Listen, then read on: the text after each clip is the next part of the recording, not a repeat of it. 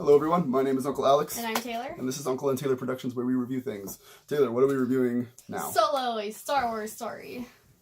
The new Star Wars movie. What'd you think? We saw it last night. It was good. It was good. I liked it. Yeah. It has 71% on Rotten Tomatoes. That's not awful. It's not awful, but I think it deserves better. Because I really liked it, personally. Okay. I think it was really good. What did you like about it? The characters I liked.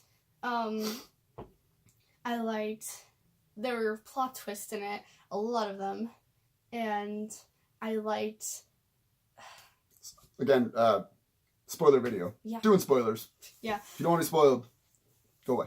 It was good. I don't know. I'm not good at this stuff. I'll take the wheel. Thank you. Solo.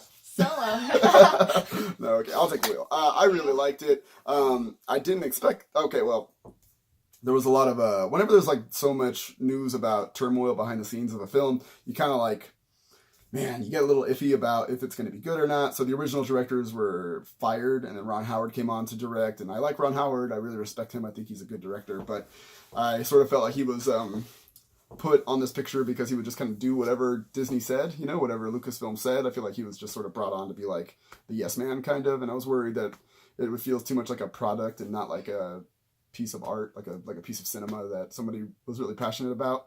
And there's also stories about this young man playing Han. I forget his name. Sorry. But there's also stories about him not acting well on set, and that they had to get like an acting coach and blah, blah, blah. I'd seen him in Hail Caesar, that Coen Brothers film, and I thought he did really good in that. So I did have some faith that I would like him, and I think he was awesome. I think he was really charming and did a good job differentiating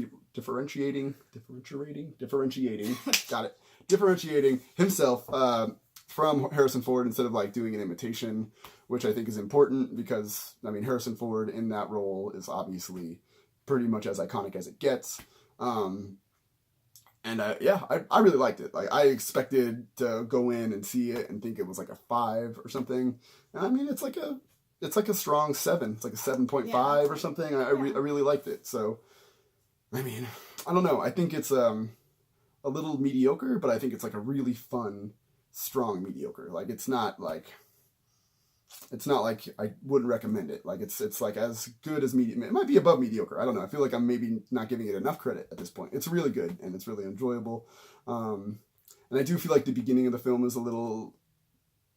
It feels like it's paced a little poorly. Yeah. Like we get the love interest, and then he loses the love interest, and then he gets reunited with the love interest, and it's supposed to be like, oh my god, I haven't seen you in so long. How have you been? What kind of journey? What kind of journey have you been on? But like in our real world, like in the actual editing and like seeing it, it's been like 15 minutes, doing 20 minutes. Like it's like you guys were just together. What do you mean? Like, and he went from like on some mud planet where he was like a nothing to like enlisting in the Imperial Army to like that didn't work out, so he accidentally, like, he wanted to be a pilot but they wouldn't let him be a pilot, so he decided to defect, and he went to these like it was like so much like it sort of felt like it lacked structure and it lacked meaning a little bit, it lacked purpose. It didn't feel like there was really a strong narrative thread going through any of that, but through all that it was really fun.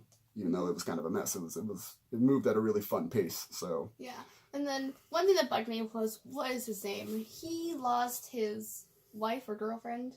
Woody Harrelson's character. Yeah, he lost his love interest. We don't really know. Like, they kiss and they make it clear that they are a thing. Yeah. His love interest dies because they had to do a job to get something, and she dies in the process, and in that job, they don't end up with anything. So pretty much she dies for nothing. Yeah, we get introduced to 2 main characters along with Woody Harrelson, and I mean, I thought they were sticking around, but they didn't. But they both friggin' died in the first 20 minutes of the movie. I mean, what I agree with you there is that Woody Harrelson seemed to get over it pretty quick. Yeah, he just like slaps Han, and it's like, oh, sorry, and then. But yeah, he doesn't seem all that emotional about it, but he is a bit of a cynic of a character, I think.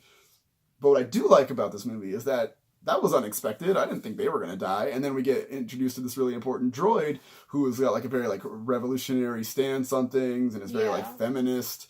and she's Lando's droid, and then she dies. You don't expect that shit. I mean, like at some point in the movie, you kind of think these people might die because this is a prequel, and we don't see any of these people in Episode 4, obviously, but that like they're like dying in ways I didn't expect, kind of. Yeah. So I kind of enjoyed the unpredictability a little bit. I didn't expect all that. Now, that said, all that praise that I was giving to the young man playing Han, man, what's Lando's actor name? Man, I can't believe it. I don't know actors. I can't believe I'm a really big fan of Community, and I am blanking. Donald Glover. Donald Glover, who it may not seem like it right now, but I am a huge fan. I love him. I've been a big fan of his comedy and his music and his stand-up or his acting for a long time. I love Community, and he's great. And I was really, really excited to see him play Lando. And well, I think he did a good job, and he's just a naturally charismatic guy. It sort of felt like he was portraying Billy D. Williams portraying Lando, you know, and I don't think that worked as well for me as I wanted it to. And I think the guy playing Han did a good job. And then at the end, what's her name? The love interest for Han's. Emilia Clarke. Yes. Daenerys from Game of Thrones. She. That scene went by so fast that I'm trying to remember what clearly happened. They were fighting with. Can you remember his name? The bad guy? Yes. No, I don't remember the bad guy. I think he's the guy who plays Vision in the Avengers movie. Really? I think that's him. Cool. It looked a lot like him, but it might not have been him. Yeah, I like Star Wars. But I think that was him. I wanted to look that up, and I never did. Anyway, there's a bad guy in the movie, and he doesn't have lightsabers, but he's got little like blades. Dagger things. Yeah. So. Anyway, Emilia Clarke kills him. Spoilers. Yeah, and then she's working, and then she like takes over the whole project or whatever he's in. She takes over. I need to see the movie again because I didn't really understand. I was like, okay, wait, Yeah. so she isn't choosing to go with Han. I sort of expected something like that would happen, or she would die or something. Yeah. But I didn't really get, like, she's still under the thumb of the evil organization who is ran by biggest twist in the whole movie, Darth Maul. Yeah. That freaking blew my mind. I felt like that was a twist thrown in there to be a twist, but I mean, it was still cool. I was like, wow. Okay. Good for you. So I was looking it up today, and apparently they're talking about making 2 more of these, and I mean, I'm interested. 2 more? Really, 2 more? Yeah, trilogy, yeah. I mean, I'm interested. I think they did a good job, and I'd like to see more of this. I'm just curious. Like, I think these are fun. I didn't really expect... I don't like the idea of Star Wars prequel... Every 2 years. Like... It's like having I don't like the idea of, like, things that don't feel necessary. Like, I don't think Rogue One, I don't think that story was ever necessary. I don't really care about how they got the plans for the Death Star, so that blah, blah, blah. Even though I think that's an okay movie. Wait, do you like Rogue One or Solo better? I like Solo better. Yeah. I like Solo better than Rogue One. And I think both of them have some of the same strengths. Like, the aesthetic of Star Wars is so embedded, and they're beautiful looking movies, and they both kind of have like a wartime feel to them, at least at certain parts for Solo. Yeah.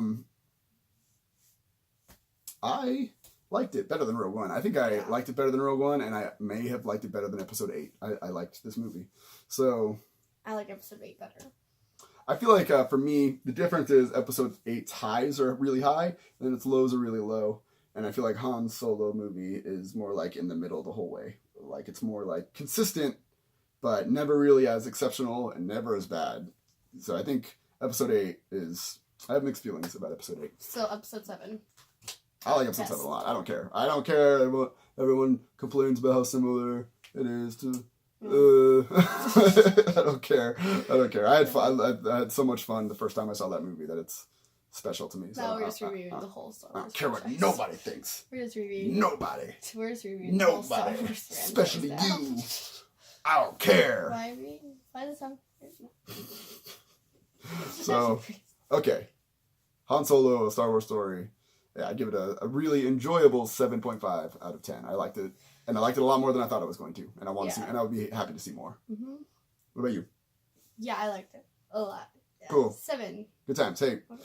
good seeing you guys. Yeah. We will see you later. Bye. Bye.